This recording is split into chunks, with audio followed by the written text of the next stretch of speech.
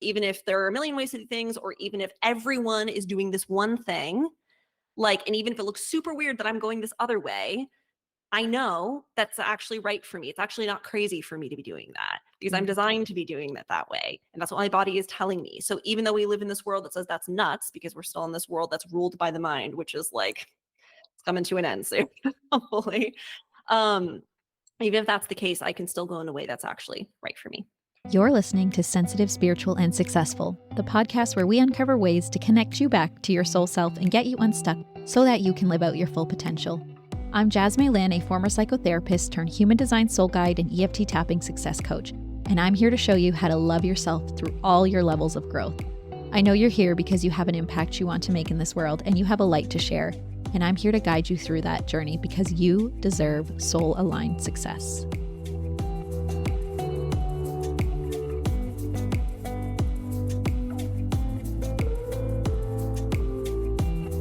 Hi, everyone. I am so excited to introduce you to Ariana Joy. She is obviously a part of the Ultimate Human Design Summit, and she is one of our amazing speakers. I'm going to throw it to Ariana to introduce herself, and she can let us know what her human design is and anything else that she might want to share.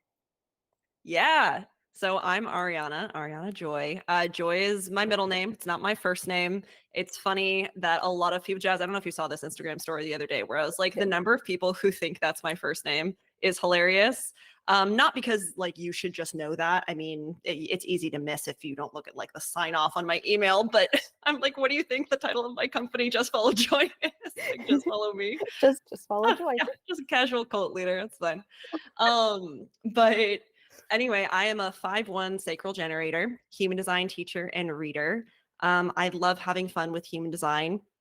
And it's really my job to bring a lightness to this. And that is something that I absolutely love to do. So my biggest belief is that we are here to follow our joy. And it's not just a nice to know or nice to have thing that you're supposed to experience on the side. It's, the main course. And it's the main route to what you really want at the end of the day. And that's why you like it. That's why you're drawn to it, because this is the path you're supposed to take. Yes, like it's meant for you. It's Yes. there in your heart because it's meant for you. Awesome. Yeah. We'll jump right into the questions, really. Ariana, what is currently lighting you up, or what are you currently working on? Okay. Well, what is currently lighting me up? I hurt my back a while ago, and I'm a surfer, so I wasn't able to surf for months. So I've just gotten back into it, and like my passion has totally been relighted, and it brings so much to my life, and I absolutely love it. I love learning to get better at it. I love leveling up with it. Total generator statement. I love leveling up. Yeah.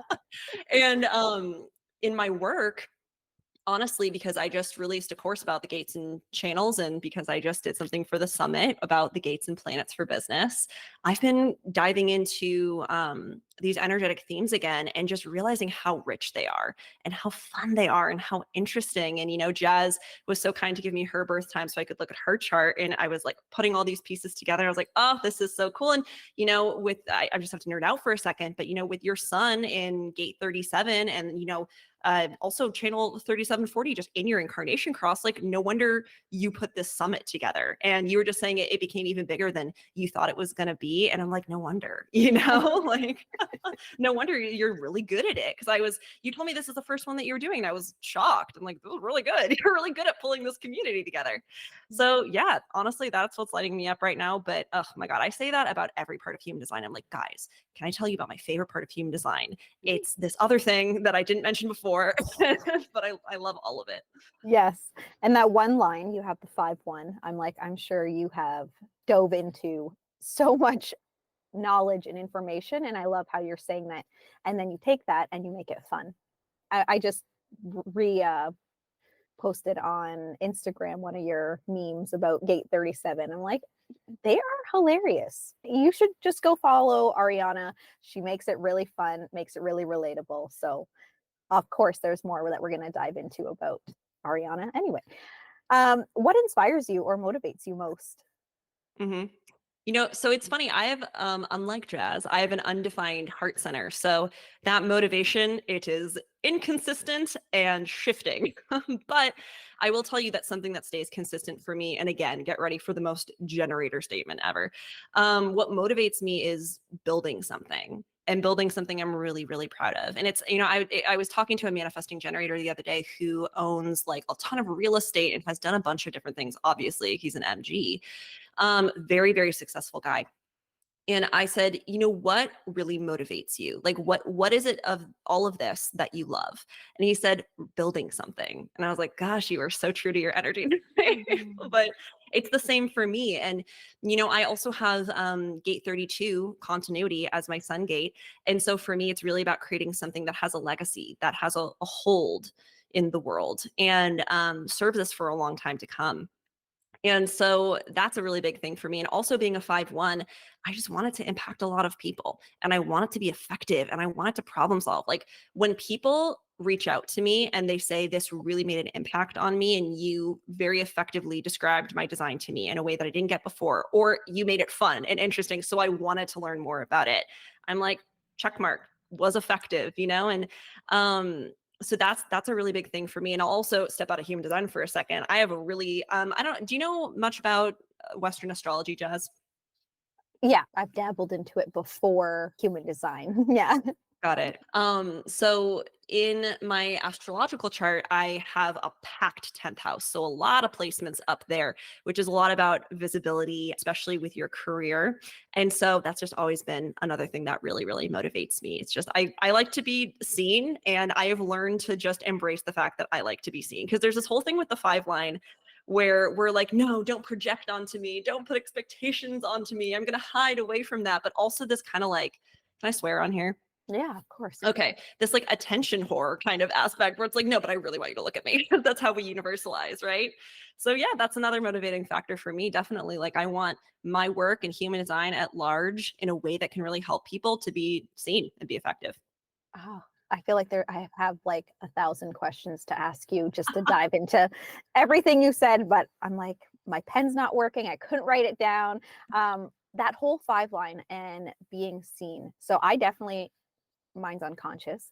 Um, I have that. I struggled with that a lot, with like being seen and putting myself out there. I had to do a lot of work first before I could like even like make a course and like show up on video. It was like years in the making of being able to like put myself out there. Now for you, was that something that you had to work on, or was it always something inside of you that said, no, I want to just be seen?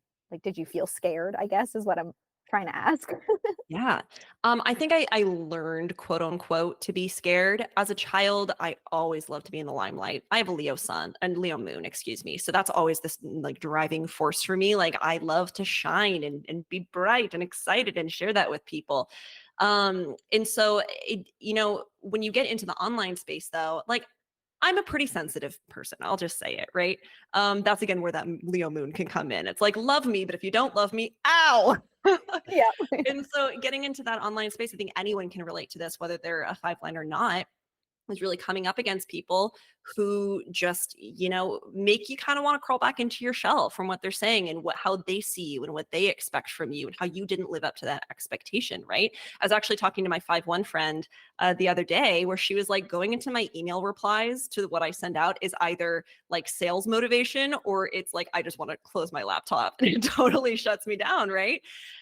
So for me, and I really was honestly just thinking about this today, it's so much about, or it has been at least for me, learning that I just really do not control how people see me. The only thing I can do is be authentic and be as proud of what I do as possible. And I have not perfected that by any means. Like it's a great thing that you just asked me this because I'm actually working on this right now. But it definitely has taken me time to remember that at the end of the day, like you're offended by the fact that I said fuck in my email. You think I'm unprofessional? Okay, bye. Like, not a whole lot I can do with that, right? But Mhm. yeah, and I can imagine being a 3-5 too. We were talking about this before we hopped onto the podcast. But being a 3-5 too, like there's so much in your experience where you have to go out and like try this stuff And, sometimes I was going to swear again, but I was like, all right, That's okay. but you have to go out and try this stuff. And, sometimes it's obvious when it doesn't work. And that can be like people consider that to be a bad thing, or you should be embarrassed by that. But like, why? It's just part of the process. And you're the first to go out there and test something and break it down and see if it works. Without you guys, we wouldn't know, right? Because everyone would be so afraid and like sitting on their couch and being like, well, I can't do anything because what if it fails? So I have a mad respect for 3 5s. And yeah, so I mean, I think we all have that path with the 5 line, though. Definitely worrying what people think of us and the projections they put on us. Yes, I like that. Just to own who you are, that you can't control other people. And I think that is like just the biggest lesson. It's like when you're sensitive, though, you're like, that kind of hurt my feelings, though. But you got to move on. Got to move on. All right. So, how has human design actually, no, sorry. How did you get into human design, or how did human design find you? So definitely would say human design found me. And what's funny, I would love to hear other people who have different definitions of their G centers answers to this, but I'll tell you that like every time I ask someone like, how did you come across human design? And they have an undefined G center, they're like, well, human design really found me. And I'm like, that fits, that tracks. But yeah, so I was in the last year of college and was feeling really lost. I've always been very ambitious and always very career oriented, something that really matters to me, which makes sense with my chart. And I remember that one day I was just listening to a podcast that I liked. And originally this podcast was a health and wellness show. So I was not expecting to find anything related to career on there. And also I never expected that I would be, in a metaphysical space for work. I started off with copywriting.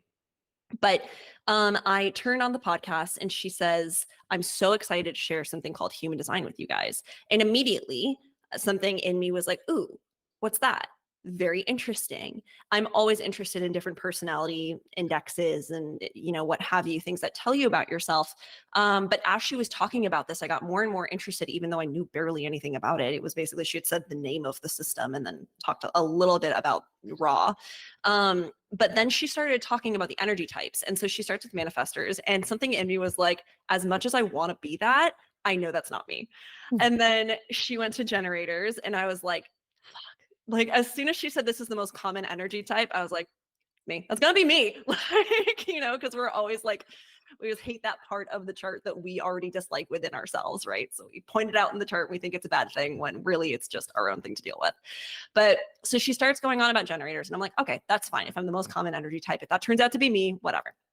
But she's talking about how generators can't just take action. She's saying that you have to wait to respond. But the way that she was describing it, I remember the specific example that she used was, if you want, like, let's say you want to go on vacation, you can't just like go on vacation. You have to wait until someone says you should go on vacation. And then, your body says, oh, that's what I should do. And so, I mean, that we know, you and I know, especially as generators, that's the essence of waiting to respond, right? Don't force yourself to come up with something out of nowhere and initiate, because that's not the way your aura works. But the way it was phrased was, you literally cannot. Like, this is a law, this is a rule, right? And I'm sure she didn't mean it that way. But for me, I don't even think I listened to the rest of the episode. I turned it off and I was like, F that. Like, I do not need another thing telling me what I can't do. I already feel so stagnant and like I can't take action. So I don't feel like that's right for me. But what's so weird is I couldn't stay away from the system. Like, as soon as I got off the podcast, I'm like, I'm still going to look up what I am.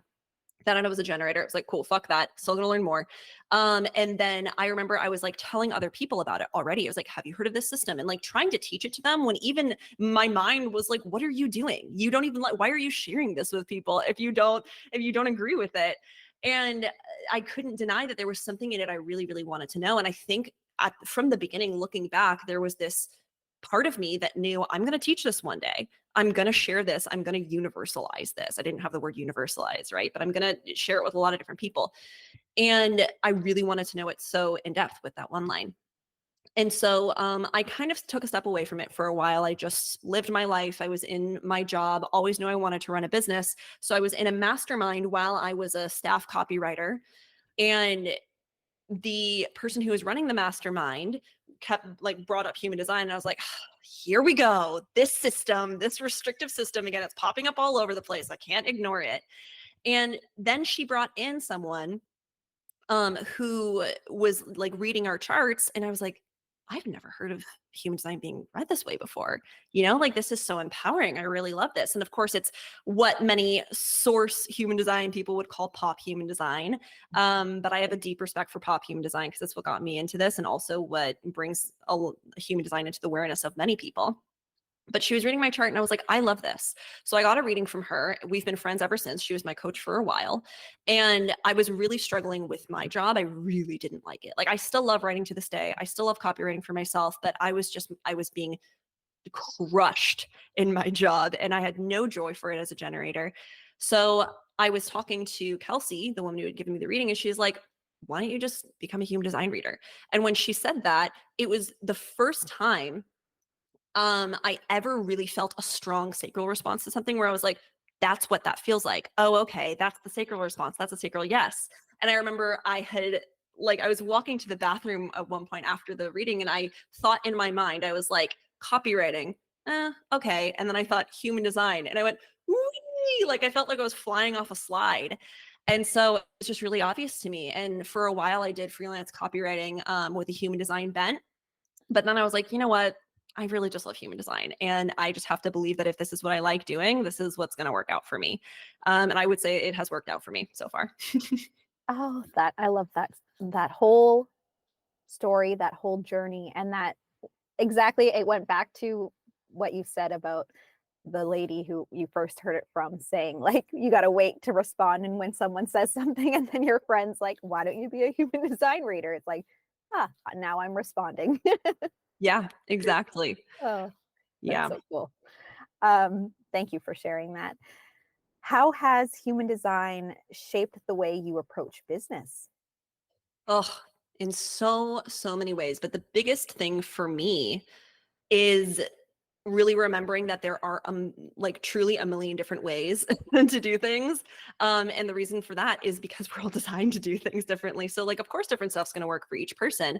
So when I see something out there that is like very like a trend or something, or it's something that a lot of other people are doing, I can be like, that's great for them. I can always come back to my own design, my strategy and authority to be my compass, to be the thing that always tells me to go the right way, because we also live in a time where there are like a just a bajillion different ways to do things, and it can be so easy to get caught up in that whirlwind and be like, which one of these is right for me? Well, I mean, you already have something inside of you telling you what's going to be right for you. That's all you have to tune into. And that's what I love about human design. It just really does simplify things when you know your own design, you know your own chart. And even if you didn't, honestly, just like, what makes you feel good? What makes you feel happy? Like, even if you can't necessarily trust that right now, can you experiment with that? Can you like try to believe that that could be what gets you to your goal, instead of forcing yourself into this, this cookie cutter version of what you should be doing in business right now, which, by the way, looks different for each person. I think it's so funny because in business, every person thinks that they should be something that they're not. I think in life, like a lot of, in general, like in some way, we all think that there's this like Ubermensch that we're supposed to be, but the Ubermensch is different for each person, like depending on their culture, depending on what they feel they're missing within themselves. So yeah, I mean, for me, in the way that I approach business, it's really just helped. It's been, the rock in this raging sea that I can hold on to and be like, I'm going to be okay.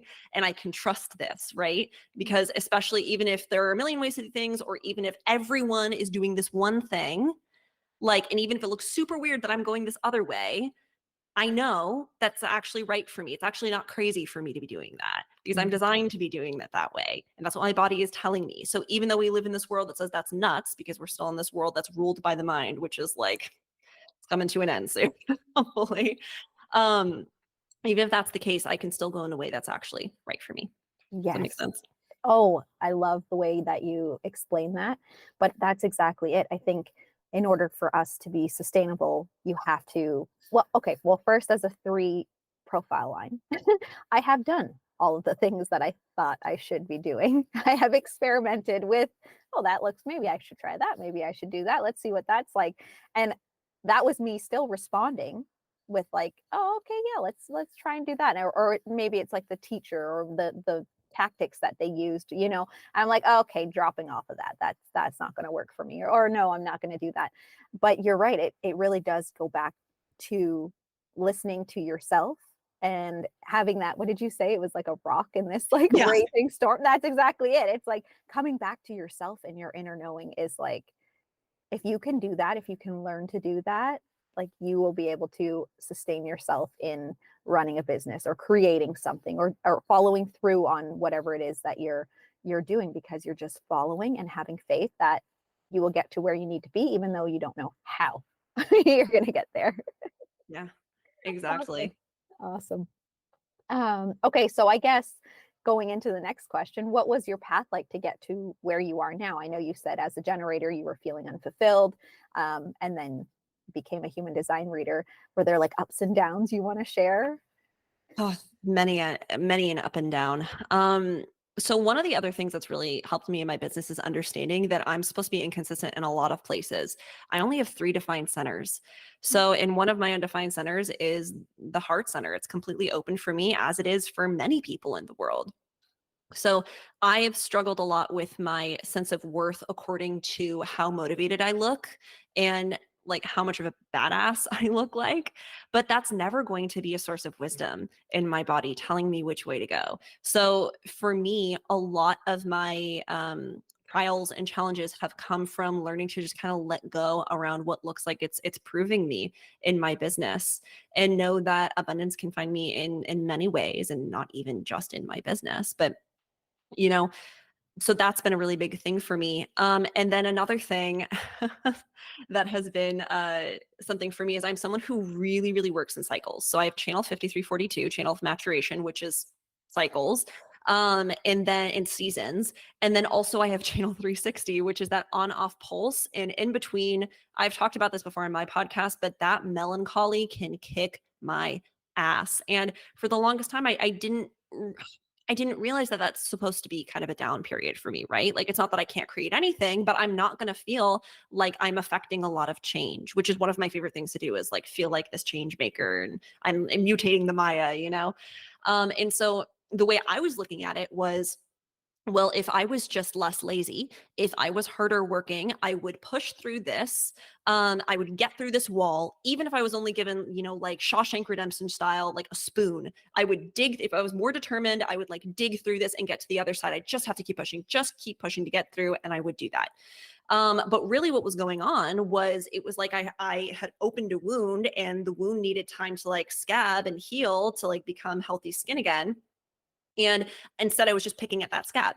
And so I was just making it worse and worse and worse by pushing against those seasons that I was here to live through. Also, my Jupiter gate is in gate 5, which is the gate of personal timing and just impatience, right?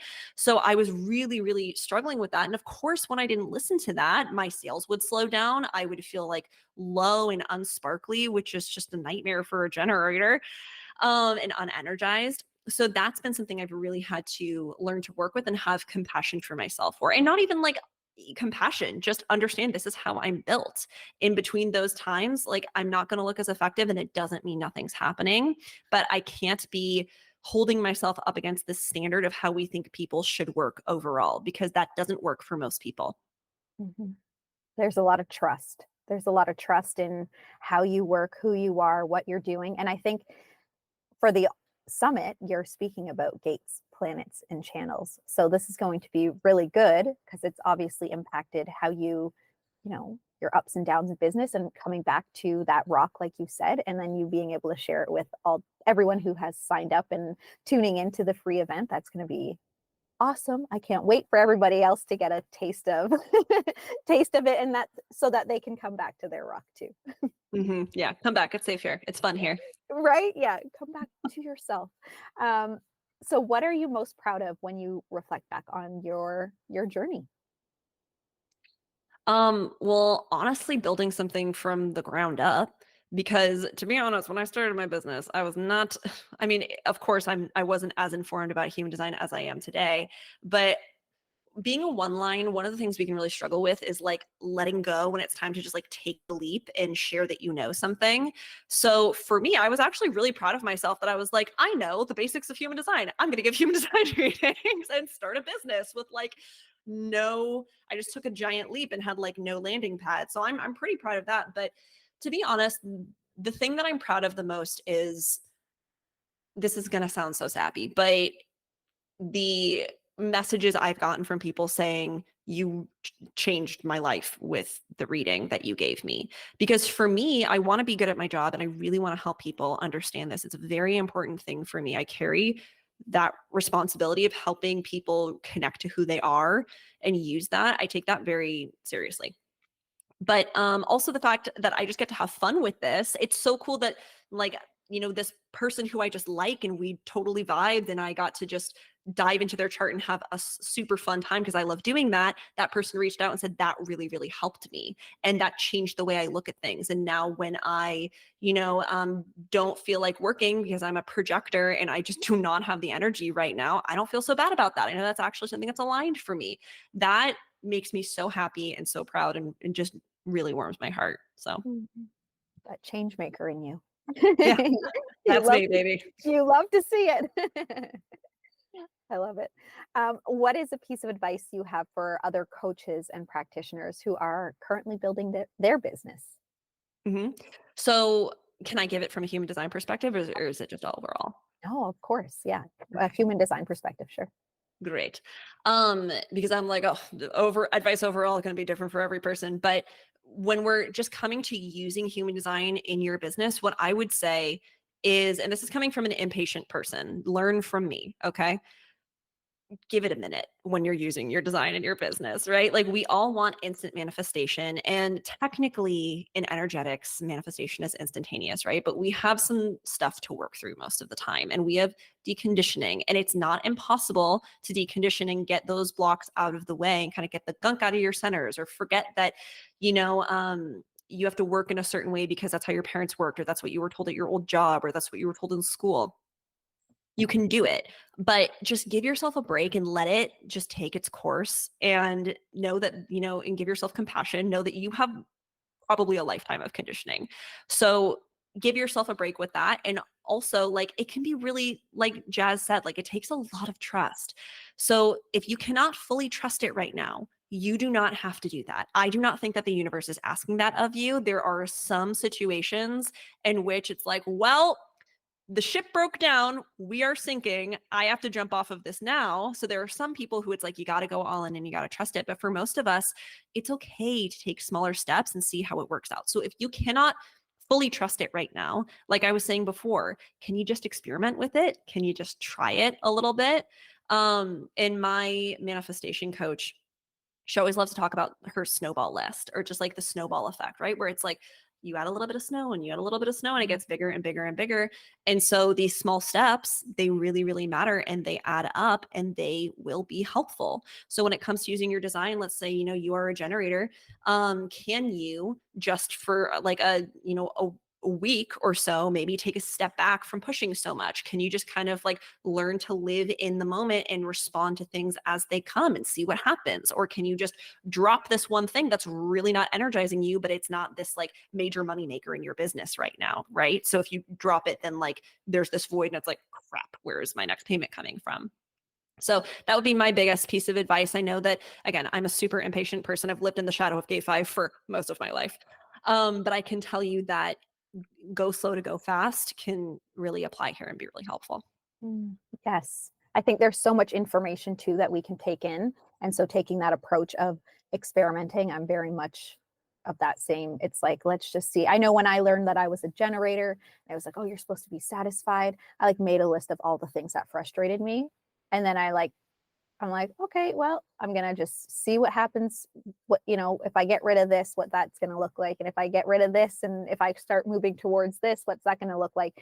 And, it still took like 2-3 years to like process everything. And like you said, I love that you touched on that deconditioning piece. It's not like this is who you are, jump into it. It's like, no, there's probably a lot of, emotions, beliefs, everything that are, tied to the way that you were doing things, right? Because they're all attached to our actions, our beliefs, and our behaviors and all of that. And so it's like, here's a map, and it's like, ooh, that's a lot of potential, but there's still a lot of things that you need to do to be able to hold that version of yourself, I guess is what I'm trying to say, if that makes sense.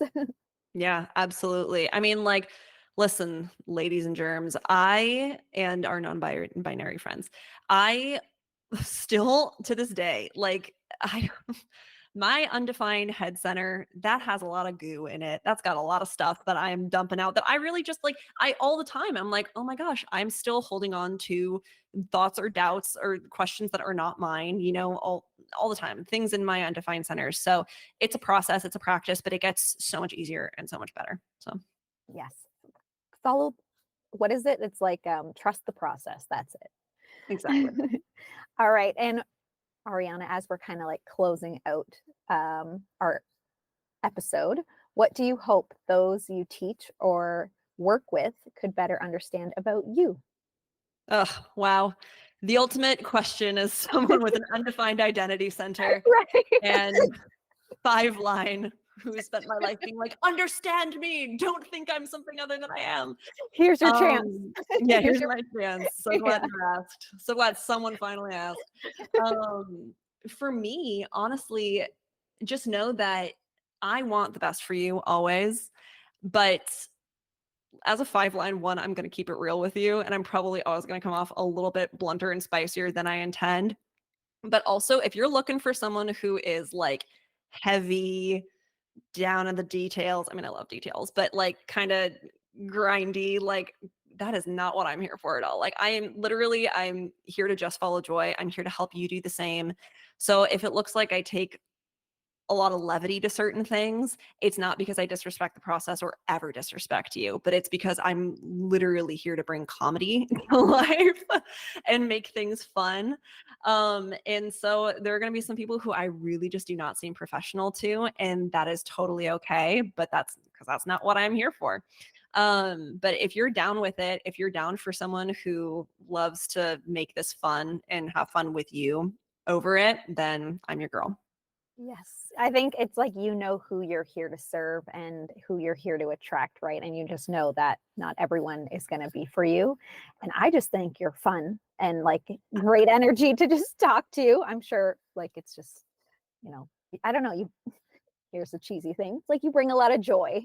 You can Oh, definitely you can definitely thanks. feel it. Not to be cheesy or anything, but I'm like, what's the word? Oh, probably joy. But I Well, feel can like I that, tell you? yeah, go Tell you, ahead. in every business session I have, it's funny because my vocation, I've talked about this quite a bit on my podcast, but my vocation's in Gate 46, which is like love of the body, just pleasure and joy.